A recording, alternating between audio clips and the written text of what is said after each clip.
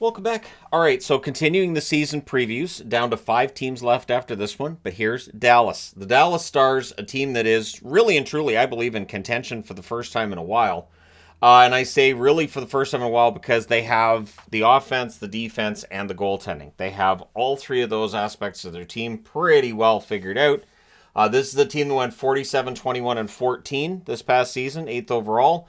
That third column that says 14, that's a number that was problematic during this season, but that's kind of been a theme with the Stars in the recent years. So their goals scored per game are pretty good, 3.43. Their goals against also solid at 2.62. So when you look at goal differential, Dallas is solid in that department. And then you look at special teams, both power play and penalty kill, they're good. Their power play clicking at exactly 1 and 4, 25% this past season. Really strong numbers. And then their penalty kill, 83.5%. So you add those two together, that's 108.5. That's pretty elite. So for the Dallas Stars, good play all around, solid season. They weren't able to get past the second round this year, or third round, sorry. They got all the way to the conference finals. What am I talking about? Anyway, not like I'm a fan of Dallas or anything. Apologies. So they last made the playoffs this year, 2023. Also won 2 rounds in the playoffs, beating Minnesota and then Seattle. Of course, they're trying to get their second ever Stanley Cup. That first Stanley Cup, 1999, no controversy with that. One thing that would hold back Dallas in their attempts to get better, no cap space this summer. So the team's getting better.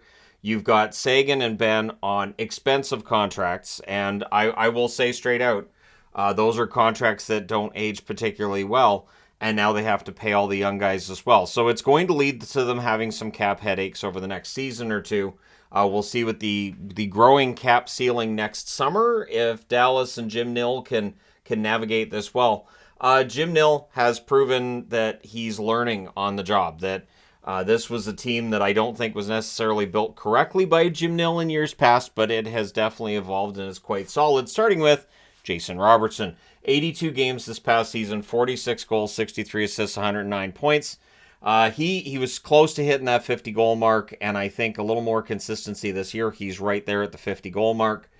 Jamie Benn had a ridiculously good bounce-back season under Pete DeBoer. A little bit tougher go for him in the playoffs during the regular season. 82 games, 33 goals, 45 assists, 78 points.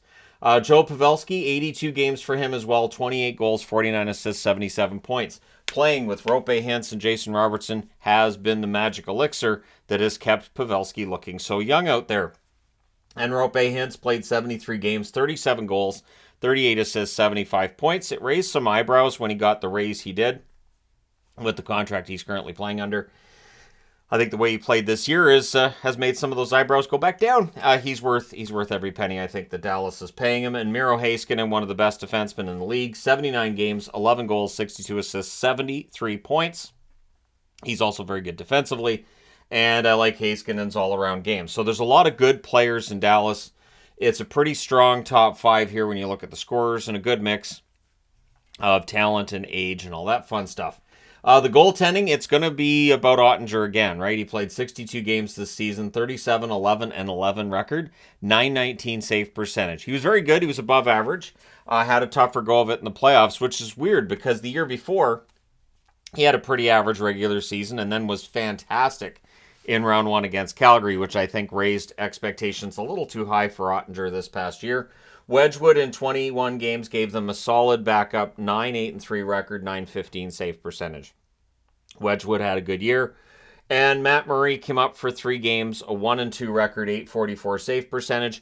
Probably not quite ready for NHL action as of yet, but I do enjoy Matt Murray being a part of the Dallas organization while there's a Matt Murray in Toronto as well. And I hope at some point in time, some way, we get Matt Murray versus Matt Murray. That would be great.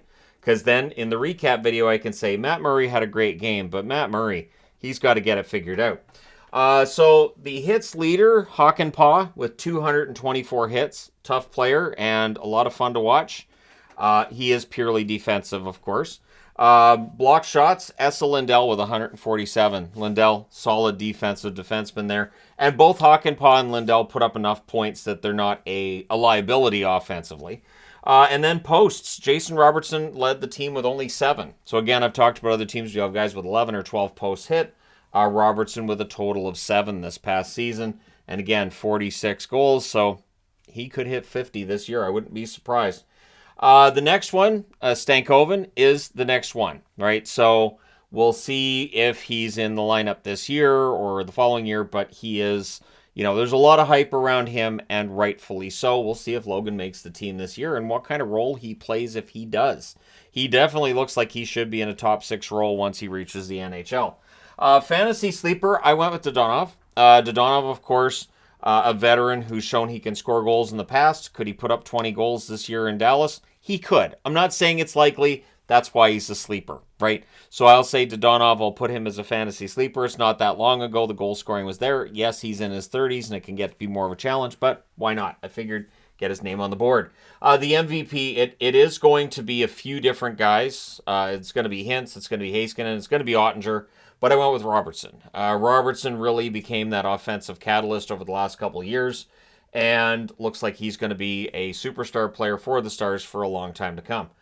So yeah, Jason Robertson, absolutely fantastic. And if they're going to build on this past season, which was pretty strong, they're going to need him to stay at that level. Maybe he eclipses 115 points this year. The schedule is an interesting one in that in November, 8 of their 14 games are on the road. Not too rough of a schedule in October, so we'll see how it goes. People do point out certain teams are better on the road than at home. Some teams are better at home than on the road. Every year it changes. So we'll see whether Dallas is a road warrior team or if they like the home cooking this year. Hopefully they're good at both. I say that as a Dallas fan, right? So for the channel vote, the voters seem to be pretty optimistic about Dallas too. 57% voting first or second for Dallas. I will agree with that. I think it would be a setback, considered a disappointment if they didn't finish as high as second and potentially first. Third or fourth, 36% of the vote said third or fourth, and then there's 6% saying fifth or lower, 4% saying fifth or sixth, 2% saying seventh or eighth. They're not going to be seventh or eighth. I think it'd have to be a disaster for them to end up fifth or sixth at this point. Although they have had setbacks not too long ago, I think they should be in good shape this coming season. So when we look at the additions and the exits, we'll start with the exits. Max Domi came in at the deadline.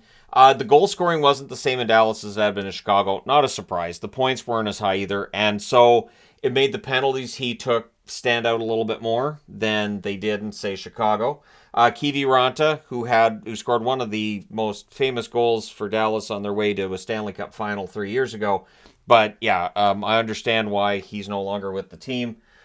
Just a bottom 6 forward and largely replaceable. Colin Miller exits, as does Glendening. I liked Glendening's effort. I know the offense, there was really none to speak of, but Glendening, a lot of effort, and I think he'll thrive wherever he plays going forward as a veteran presence and a fourth-line guy.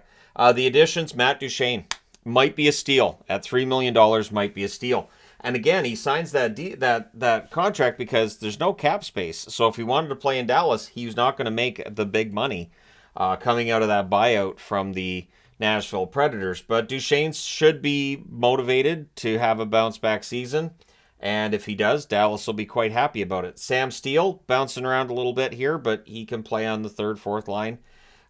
Craig Smith is picked up. Another player, can play on the third and fourth line. Gavin Bayreuther returns to the Dallas Stars. He is a depth defenseman, and they've picked up Pouliot as well. So Pouliot continues his tour around the league. We'll see if he hits Mike Sillinger's number of teams played for before his career is all said and done. It's going to be an interesting career video when Derek Pouliot retires, regardless. But yeah, so really, the Stars didn't need to make big changes. Domi leaving, I guess, would be the biggest change. But again, he was a rental at the deadline. Duchene being added could end up being a huge boost for this team, right? So they've been in the playoffs for the last 5 seasons. This is a team that absolutely looks like they have to be a playoff team this year, or there's going to be a forensic audit of what happened here. They were finalists in 2020, thus the hat. You get older, you need like multiple reminders of recent history. So 2020 finalists, and of course conference finalists this year as well. They've shown they know how to win in the playoffs. It is that magical, how do you get over the hump and win the cup. Now, they lost against Vegas. Maybe they learned something in that series against Vegas, which they can bring into this season, and maybe it gets them over the hump. And finally, a team I cheer for wins the Stanley Cup well, the channel's alive. So it's the first season as well. Dallas was above 600 in the season since 2015-2016.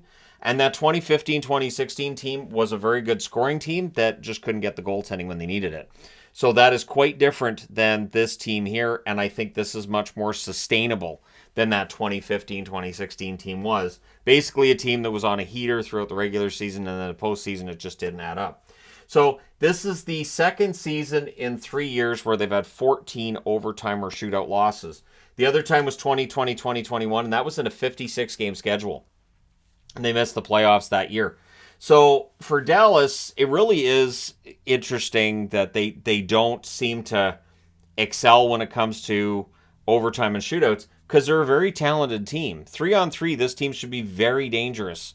So it's something that while we talk about how, well, there's no 3-on-3 during the playoffs, you know, shootouts in the playoffs, true, but getting those extra points during the regular season can be important for home ice advantage, which at times doesn't seem like much of an advantage, but still, more points is better.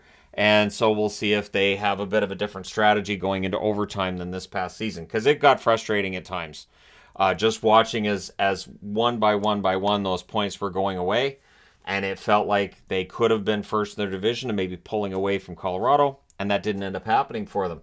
So it does feel like right now there's more buzz around the Dallas Stars than I can remember since the early 2000s, so over 2 decades.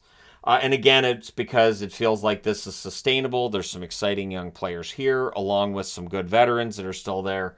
They've got the goaltending. They've got the defense. Everything is in place. And again, the early 2000s, coming off that 1999 Stanley Cup, they got to the final in 2000. And they were a pretty good team for 3-4 years after that before things started to really fall off.